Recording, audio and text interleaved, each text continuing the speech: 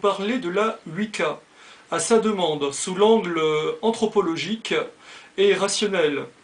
La Wicca est un mouvement magique répandu notamment dans les pays anglo-saxons et également en France, dont le feuilleton Charms a été l'un des porte-paroles récents sur nos ondes, même en France.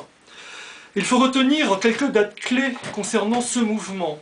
En fait, en 1662, la sorcière Isobel Goudry a été donc emprisonnée et jugée par un tribunal, et c'est à l'occasion de sa déposition qu'elle va déclarer que les sorcières se regroupaient en Coven de 13 personnes. C'est donc cette idée de Coven, des 13 membres, qui sera reprise beaucoup plus tard par Gerald Gardner. Gerald Gardner peut être considéré comme le créateur du mouvement Wicca dans le monde. Gerald Gardner s'est inspiré pour cela notamment des travaux de Margaret Murray, dont le célèbre livre « Le Dieu des sorcières » fut le point de départ.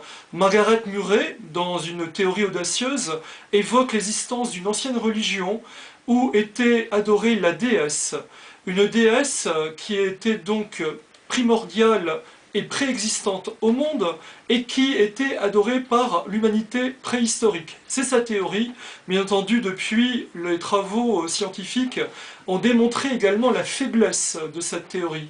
Néanmoins, c'est intéressant car Margaret a pu développer un féminisme avant l'heure et permettre aux femmes d'adopter une vue moderne dans cette société et surtout de faire avancer l'idée féministe à l'époque. Donc ça part de ces travaux de Margaret Murray. Et pour revenir à Gerald Gardner est l'ami de Aleister Crowley, très connu. Aleister Crowley provient de la Golden Dawn, qui est l'ordre hermétique de l'aube dorée, un ordre fondé en Irlande et qui compta dans ses rangs le poète Yeats, et également la sœur du philosophe Bergson.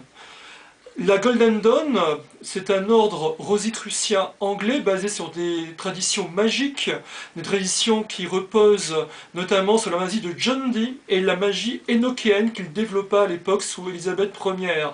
Donc pour revenir à Gerald Gardner va s'inspirer de tout cela pour donc nous faire notre Wicca moderne qui aujourd'hui existe partout dans le monde. Alors les Wiccans se présentent comme des néo-païens. Qu'est-ce que cela signifie? Cela signifie qu'ils veulent s'affranchir des dogmes et des religions pour vivre une sorte de sacralisation de la nature où chaque force naturelle est l'émanation du dieu ou de la déesse.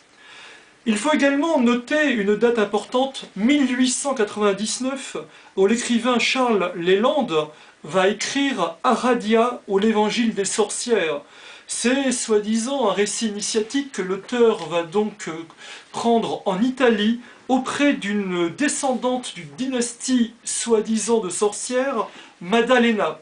Donc Aradia se veut, d'après ce livre, la sœur de Satan, et effectivement, Aradia est un nom qui va être repris dans de nombreuses communautés Wicca chez donc les femmes.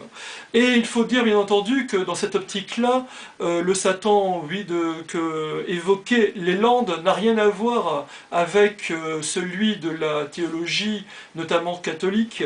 C'était plus en fait, on va dire, une manière de se démarquer de la religion dominante de l'époque. Et en fait, il faut rappeler aussi que dans la théologie ancienne, dans certaines théologies des pères de l'Église, on enseignait il y a très longtemps, par exemple, que le Satan était le frère de Jésus, effectivement. Alors, pourquoi pas une sœur? Voilà. Donc ensuite, nous avons en 1920 la fondation de l'abbaye de Thélème par Aleister Crowley. Et nous avons ici tous les ingrédients nécessaires à l'émergence de la future Wicca. Sauf que Aleister Crowley a mal terminé et a un peu dévié, on va dire même beaucoup dévié sur sa philosophie originale. Ensuite, nous avons également la date clé de 1975, où dans l'État de Washington, 13 filles qui se réclament de la Wicca vont se réunir en habits de ciel et célébrer un sabbat de sorciers. C'est la première fois aux États-Unis où la Wicca se manifeste de manière officielle. Ensuite, en 1977, l'État de Californie célèbre officiellement le premier mariage entre un sorcier et une sorcière qui fut relayé à l'époque dans les médias. Le fiancé tenait une épée et a prononcé les mots suivants en adoubant sa femme sorcière: « Le dieu des sorcières est un dieu d'amour ». Depuis, les mariages entre sorciers et sorcières sont très courants aux États-Unis à notre époque. Ensuite, 1979, nous avons Myriam Santos qui va prendre donc le nom magique de Star Hawk et qui va devenir l'un des plus célèbres porte-parole de la Wicca. Elle est considérée comme une écoféministe et comme une défenseuse ardente de la paix dans le monde. Myriam Santos va d'ailleurs également à son tour s'inspirer d'une autre femme qui est une chamane. Et cette chamane, elle, n'appartient pas au mouvement Wicca, n'appartient pas à la tradition sorcière de l'Occident, mais est membre du peuple Mazatec au Mexique. Son nom, Maria Sabina. Maria Sabina soignait les gens à l'aide de champignons. Elle faisait des voyages où elle voyait des entités, etc., avec les fameux champignons sacrés qu'elle appelait les enfants sacrés de la terre. Et Maria Sabina a une très grande aura en Amérique du Sud encore aujourd'hui et a guéri de nombreuses personnes de différents maux, de différentes maladies. Bien entendu, je vous laisse libre de croire ou de ne pas croire en ces guérisons. Néanmoins, Maria Sabina a permis de sortir la Wicca de l'influence de Gerald Gardner et Aleister Crowley pour lui donner ses lettres de noblesse. Car, de nos jours, deux grandes écoles s'opposent dans le mouvement Wicca. Le mouvement Gerald Gardner et le mouvement défendu par Scott Cunningham.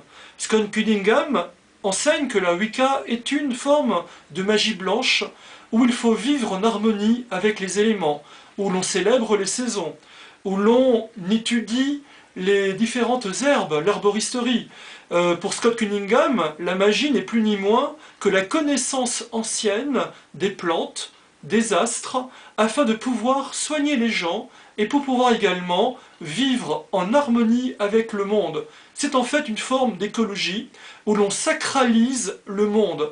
Cette démarche était proche de la mythologie antique, où les dieux et les déesses de la mythologie, par exemple grecque, représentaient les forces naturelles qui étaient représentées donc par des individus qui vivaient, qui mouraient et qui connaissaient les mêmes mots que les humains.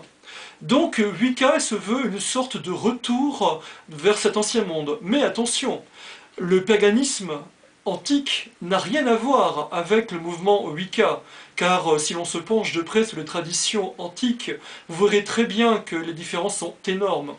La Wicca peut être considérée comme une création moderne.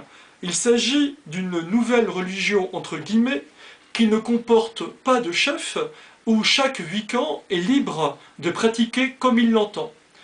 Et je vais vous présenter ici plusieurs ouvrages, dont les fameux Book of Shadow, les livres des ombres, que Gerald Gardner appelait en latin Liber Umbria. Alors en voici un livre des ombres qui ici a appartenu au Coven de la Licorne orientale. Donc vous voyez, ça doit être écrit toujours à la main et non pas dactylographié, et utiliser des encres particulières où la personne va écrire ses petites recettes magiques, donc efficaces ou non efficaces, nous ne portons aucun jugement, et donc avec des écritures qui sont, une encre qui est, qui se veut également magique, puisqu'elles sont concoctées en fonction des heures, des mois et de la position des planètes dans le ciel. Voilà, donc ça c'est un vrai grimoire. Je remercie le Coven initiatique de la Licorne orientale, Wicca orientale, de nous avoir prêté ce Book of Shadow, car en général les Book of Shadow ne sortent pas des Coven. Sinon, vous avez ici également un Book of Shadow, donc polycopié, tel qu'il s'en trouve aujourd'hui aux États-Unis, un peu partout dans les États américains. Il faut savoir également que Wicca touche beaucoup de jeunes gens, lycéens, étudiants, qui tous se réunissent effectivement dans les campus américains pour pratiquer le Wicca. Voilà, c'est donc très à la mode aujourd'hui aux États-Unis. Ici, nous avons un livre beaucoup plus ancien, Eliphas Lévi, Histoire de la magie. Eliphas Lévy est un des occultistes les plus imminents du XIXe siècle, donc ce livre date de 1860. Eliphas Lévy était convaincu que la magie provenait d'Égypte, et il en cherchait les clés à travers les différentes traditions qu'il connaissait en son temps. Et Eliphas Lévy était convaincu que l'Égypte était la terre de la magie originelle, et que toutes les formes magiques que nous connaissons en Occident proviennent d'Égypte. Et bien entendu, Eliphas Lévy a travaillé pendant de longues années avec d'autres occultistes de son époque pour essayer de comprendre le phénomène magique. C'est une approche à la fois historique et pratique. C'est tout à fait caractéristique de cette époque. Et la Wicca moderne puise beaucoup également dans ses travaux, mais peu le savent et le connaissent. Et donc, il est recommandé de lire Eliphas Lévy pour mieux comprendre cette situation actuelle de la Wicca, en raison, si vous voulez, des pratiques qui sont décrites et des traditions qui rejoignent en tout point nos modernes magiciens. Ensuite, je vous propose également quelques livres d'Edward Brazé. Il faut savoir que la Wicca de Scott Cunningham véhicule autour d'elle des traditions elfiques et féeriques. En cela, les Wiccans essayent d'entrer en contact avec les mondes de féerie. Et je vous propose ici Fées et Elfes aux éditions Pygmalion d'Edward Brazé et Nains et Gnomes du même auteur. Il faut savoir que les traditions féeriques sont loin d'être ridicules. Nous avons au Moyen-Âge, par exemple dans la forêt de Retz, le castel des fées, le château des fées. Pourquoi? Parce qu'à l'époque, il y avait de nombreuses manifestations paranormales qui se passaient dans cette forêt située dans l'Aisne, le 02, à Villers-Cotterêts, près de Soissons. Et ces fées, ces elfes, ces gnomes, et communiquer avec le monde des humains. À l'époque, c'était quelque chose de tout à fait commun, d'où aujourd'hui tous ces contes, toutes ces légendes autour de cela. Mais il y avait, comme dit Jacques Vallée dans Passeport pour Magonia, un véritable phénomène à l'origine. Et quel est-il? Bien entendu, nous avons l'affaire des fées de Cottingley en 1917, près de Londres, où deux petites cousines disent avoir pris en photo des fées. Ces photos ont fait le tour du monde, ont divisé le grand Arthur Conan Doyle et Houdini. Mais ensuite, ces photos auraient été démontrées comme des authentiques, puis ensuite comme des faux.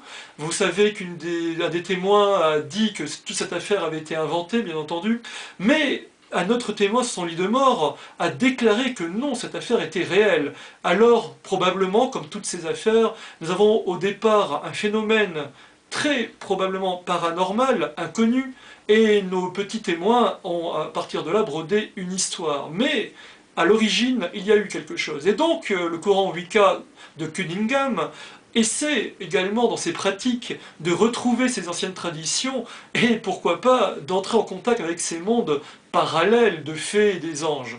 Et, non, pardon, des fées, des elfes et des gnomes, pas des anges. Ici, nous avons trois films qui sont très intéressants et symptomatiques de tout cela. Nous avons Dangereuse Alliance, The Craft.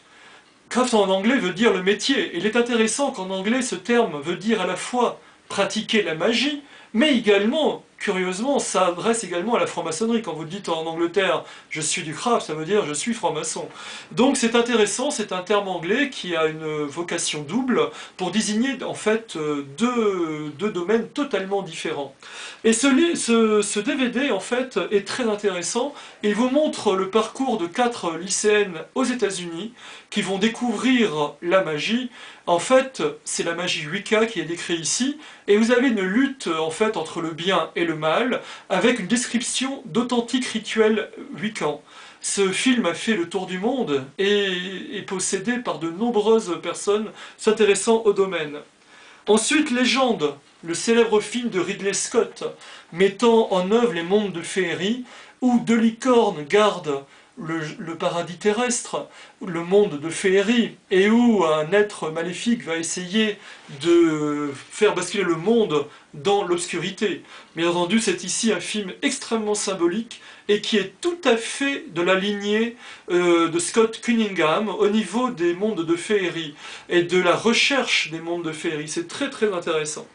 Et enfin ici, un ancien film des années 1953, L'épée enchantée avec l'inénarrable Basil Rathbone dans le rôle d'un magicien. Et ce film-là est également un film qu'on peut qualifier de Wiccan, car en fait, vous y verrez une sorcière, une gentille sorcière, un grand prêtre qui est lui maléfique, et vous avez à l'intérieur toutes les bonnes recettes qui sont en fait développées aujourd'hui par le courant Wiccan. Et c'est un film en fait très peu connu que je vous invite à découvrir, cela devrait vous passionner. Pour conclure, le courant Wiccan est un courant important de la spiritualité moderne des nouvelles religions. Massimo Introvin du Cesnour en Italie a bien décrit ce courant. Il existe de nombreux ouvrages en langue anglaise, également en italien et quelques ouvrages de Cunningham en français que vous pouvez découvrir. Le Column Order, bien entendu, ne pratique pas la Wicca. Si nous en parlons ici, c'est que nous avons des relations, on va dire, de correspondance avec certains membres de ce mouvement, afin de dialoguer avec eux. Nous estimons, Column Order, qu'il ne faut pas se fermer avec les gens, et nous devons dialoguer. Le dialogue est très important. Nous, bien entendu, au Column Order, nous sommes dans une tradition tout à fait classique, nous sommes respectueux de toutes les croyances, et nous ne cherchons à convertir personne. Mais nous sommes ouverts, nous étudions toutes les traditions et nous dialoguons. Et avant de terminer, j'ai oublié de vous montrer ces petites choses qui m'ont été prêtées par Eldar Owen, que je remercie ici. Vous avez ici un petit sac où les Wiccans mettent leurs petites herbes, et vous reconnaissez au centre le rune Wicca du bonheur, qui est le triquetel. Et en fait, ce symbole se retrouve également en France, chez Diane de Poitiers, qui, semble-t-il, était une adepte également de la magie. C'est un symbole très ancien qui remonterait à la Grèce, peut-être à plus loin. Et ici, vous avez en bas le symbole du dieu de la déesse, donc qui représente la lune dans ses différentes phases. Ici, vous avez un jeu de tarot qui est issu qui est un produit dérivé de la fameuse série Charme, et cette série qui a en fait fait énormément pour développer le courant Wiccan chez les adolescents. Cette série a eu un impact planétaire, enfin du moins dans les pays occidentaux, il était très très grand. En France, nous avons eu également des Cohen qui se sont formés avec des jeunes gens, et ce produit, ce tarot, est tout à fait l'image de cette réussite que l'on peut dire commerciale, mais également pour avoir lancé sur des rails la Wicca en France après une longue éclipse, après les années 80. Et enfin, vous avez ici, toujours prêté par Eldar Owen, que je remercie, un petit mortier en bronze qui sert pour les mixtures des Wiccans de Scott Cunningham, qui permettent donc, parce qu'en fait les Wiccans donc, ont une grande connaissance de la pharmacopée traditionnelle des herbes, afin de soigner différents maux. Alors il faut bien dire une fois de plus que les Wiccans ne font pas de magie noire, hein, absolument pas, c'est uniquement un petit peu, c'est les traditions des rebouteux des compagnes en fait, qui sont pris dans un cadre Wiccan. Il faut savoir, comme vous le savez, qu'en France, nous avons beaucoup de traditions de magnétiseurs, de guérisseuses. Qui n'a pas connu la guérisseuse de son village? Qui n'a pas connu un magnétiseur qui vous a soulagé d'une grande peine? Et effectivement, les Wiccans d'aujourd'hui essayent d'incorporer ces traditions dans ce cadre Wiccan. Bien entendu, nous ne nous prononcerons pas sur, on va dire, la légitimité d'une telle chose. Mais en tout cas, c'est un fait, cela existe, et c'est pourquoi nous en parlons aujourd'hui dans ce petit reportage sur la Wicca.